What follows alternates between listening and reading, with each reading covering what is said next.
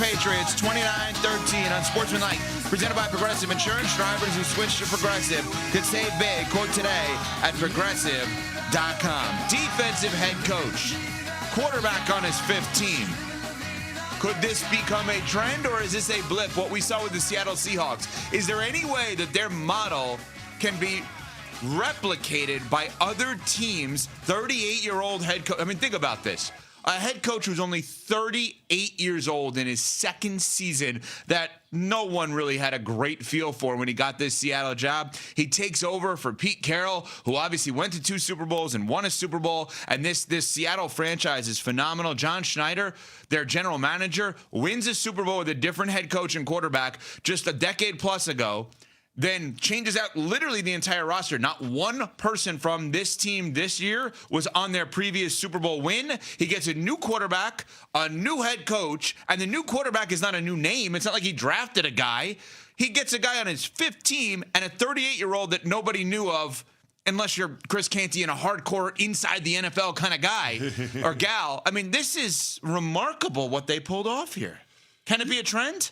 No, I don't know that it can be a trend just because I don't know that you're going to be able to find a quarterback like Sam Darnold. I mean, we tried to do the exercise last week, and it just flies in the face of other quarterbacks that are seemingly retreads that have been able to have success going on deep playoff runs with different franchises from the ones that drafted him. It just doesn't happen. Sam Darnold was on his fifth team in his first 8 seasons. We just haven't seen a quarterback that has this type of career arc. But I think the story of Sam Darnold is proof that more quarterbacks in this league are ruined than made. And that's just a fancy way of saying it's more likely for a talented quarterback to go bust in a bad situation than it is for a limited quarterback to develop into a franchise guy. Right? It's more likely to have Sam Darnold fail with the New York Jets than to see Tom Brady develop with the New England Patriots or Jalen Hurts develop with the Philadelphia Eagles.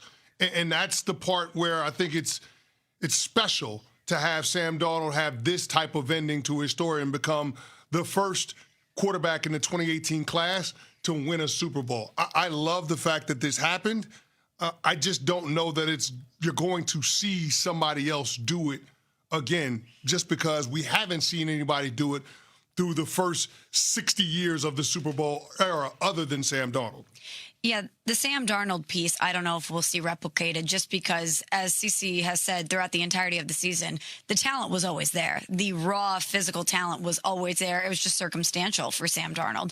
And I don't know if you're trying to replicate what Seattle did, if you'll be able to find a guy like Sam Darnold that does have that skill set. But I mean, think about it. He bounced around 5 different franchises. I was reading last night that this was the first time in his entire career that he actually bought a house because he knew that he was never going to be somewhere long enough for him to feel stable, to feel comfortable. But Seattle believed in him. They obviously gave him the contract, and they said, we want you to be here because we believe you're the guy.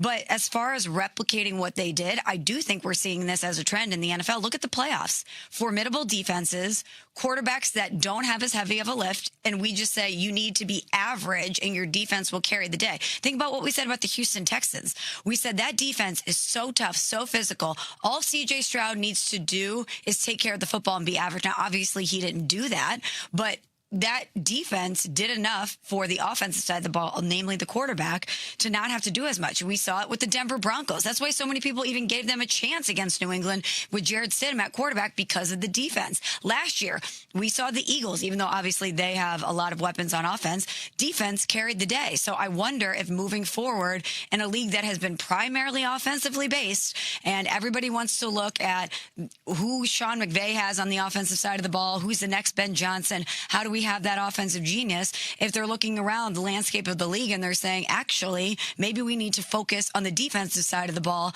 And then from a quarterback position, if we don't have that guy, that obvious franchise guy, we can make it work as long as we have the talent on defense. Yeah, it's interesting to think about the fact that, there was always, and there is the moniker, defense wins championships for the last how many years? It's not true. Like, I'm sorry. Like, because you start with Mahomes. Like, that's what wins the championship, right? Didn't win it last year. Well, but Jalen Hurts was awesome. He outplayed him, and their defense was great. I think the defense wins championships. In your Super Bowl, when you guys beat the Patriots, defense won championships. Okay, but Ev, even when the Chiefs won back-to-back, that defense carried them a lot of the time. That but not like that last night. Awesome. But not I know, like but that. I think because of Mahomes and because of Reed and because of Kelsey, we diminish how critical the Chiefs defense was to their overall success towards those 2 Super Bowls. I just think that the Darnold part of it is interesting. He was awesome all year. He finds ways of winning games no matter what now. He's that guy, which is a credit to him. I don't know that he's not a top 5 quarterback in the NFL. I don't even know that he's a top 10 quarterback. He probably now is a top 10 quarterback. But in years past, we would always sit there and say, you better have a top 5 quarterback or you're going to have a really hard time winning a Super Bowl. Now I think you got to rethink this. I think you brought up the 2 perfect teams in Denver and Houston. Based on the Seattle model, Super Bowl 61 in LA on ESPN ABC, which is going to be the biggest and best one ever, you can now start to think about other teams and say, do they have a top 5 defense? And do they have a good enough quarterback? Not, do they have a great quarterback, a top 5 quarterback, and a good enough defense? That, to me, is what the trend could be here with Seattle, right? I mean, how can you then scrap it off of the table that Denver could win it all or Houston could win it all? I know what C.J. Stroud did late, but like if C.J. Stroud can just be average or better, like we've discussed, that defense is unreal. Is it as good as Seattle's defense? No one's defense is as good as Seattle's. But I think that the possible trend is less retread quarterback as it is top 5 defense and quarterback that is good enough. Sam Darnold's dominating Seattle Seahawks victory over the New England Patriots to win Super Bowl 60, 29-13, their second Super Bowl win in franchise history. That Seattle defense, like you're talking about, they were so good. There were so many guys that were so good, they probably split the MVP votes. Like, who are you going to vote for? Derek Hall, 2 sacks. Brian Murphy, 2 sacks. Who are you going to vote for? Smalls, this guy from Illinois, Devin Witherspoon, who was all over the field, blitzing like crazy. He was a monster last night. He was awesome. I mean, there was so many. Nwosu, who had the touchdown on defense. I mean, like, they had about 7 Super Bowl MVPs on defense. There were too many of them. So it's like, all right, like, just give it to K9 because he was awesome too. Had big runs early of 30 and 29. And that defense was amazing. 8 of the first 9 possessions ended in a punt for New England, which I don't think is the worst thing in the world based on the New England game plan, at least what we assume. But when you don't do anything after that, yeah, that's not good. So what happened to New England last night? What happened? Drake May played his worst game of the season by far. And I don't even mean, CC, the numbers as much as the decision-making and tentativeness of like, you almost watch him thinking, does he know what he's doing out there? Yeah. Well, young players struggle in the Super Bowl. I don't know why anybody's surprised by that. I mean, we've seen young quarterbacks have a really hard time in this game. Even Tom Brady didn't dominate the first Super Bowl that he won. He just led a really good drive at the end of the game that set up Adam Vinatieri for the go-ahead field goal. So I wasn't surprised to see Drake May struggle. What surprised me is that Josh McDaniel didn't bake in more opportunities for Drake to use his legs as a weapon. And that was clearly a factor in the game. I mean, Drake May had several scrambles where he was able to convert and have explosive plays in the run game. So the fact that McDaniels didn't go to the pace and space game early when it comes to the Seattle Seahawks defense, spreading them out, making it harder to disguise where pressures are coming from, and creating more natural rush lanes for your quarterback to scramble through, that is beyond me. So 2 things that Josh McDaniels could have done better: run the football more, because a lot of the time it's about the attempts more than the yardage, but then also spreading out Seattle's defense and allowing Drake May to get a clearer picture of what's happening, and then, if all else fails, being able to pull the ball down and run with it. McDaniels did neither until it was too late to matter in the game. And that's the most frustrating part about watching the performance, because I did not feel like it was the best effort from a game plan standpoint for New England on the offensive side of the ball to give the Seahawks a game.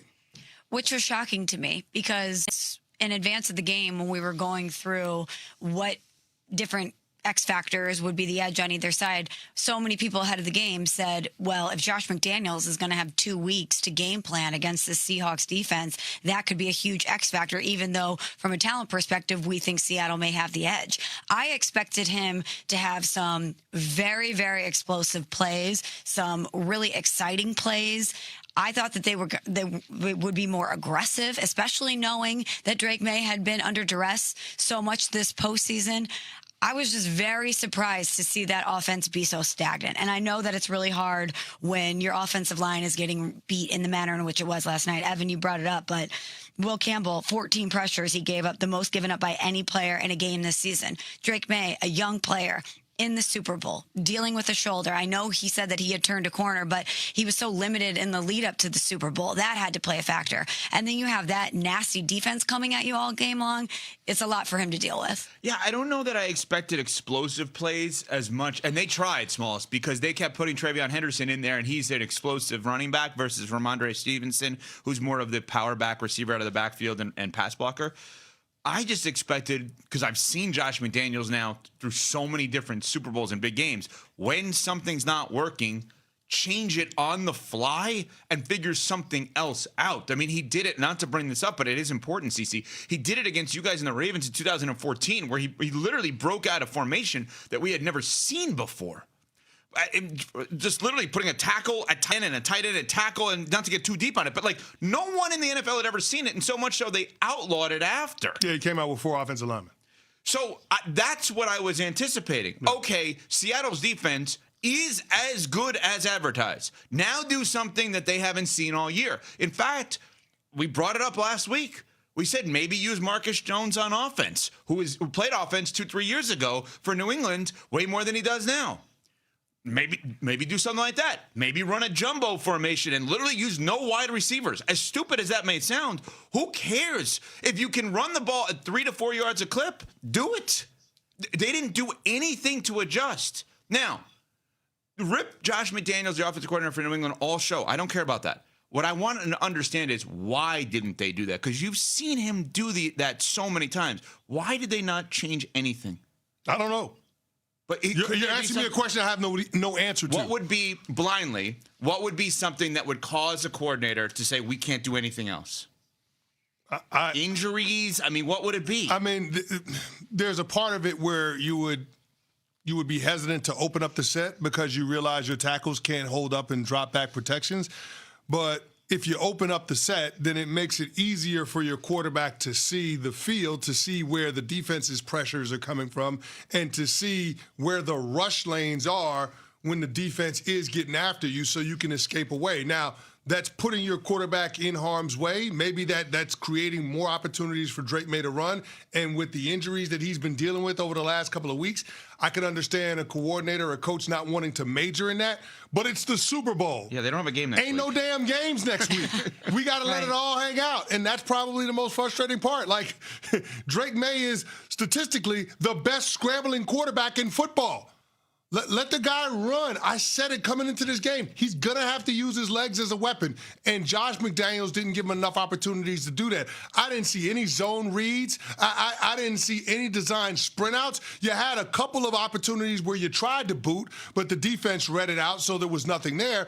But I just didn't think that they forced the issue enough with using Drake May's legs as a weapon against that Seattle defense. Because trust me, guys, as a former defensive lineman, I can tell you there ain't a good defense for a quarterback that can run. The numbers don't work. The math don't math.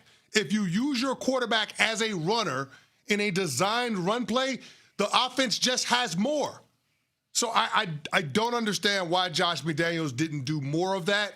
I get that the quarterback had a banged-up shoulder, but you got to try to do everything you can because it's the damn Super Bowl.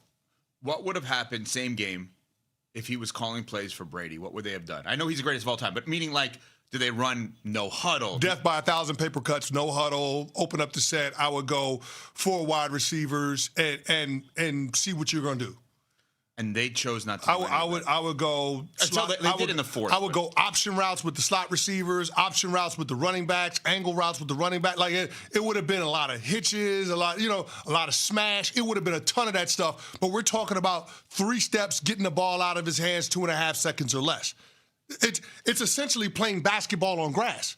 And that's why I didn't understand why McDaniels didn't go to an opened up set quicker.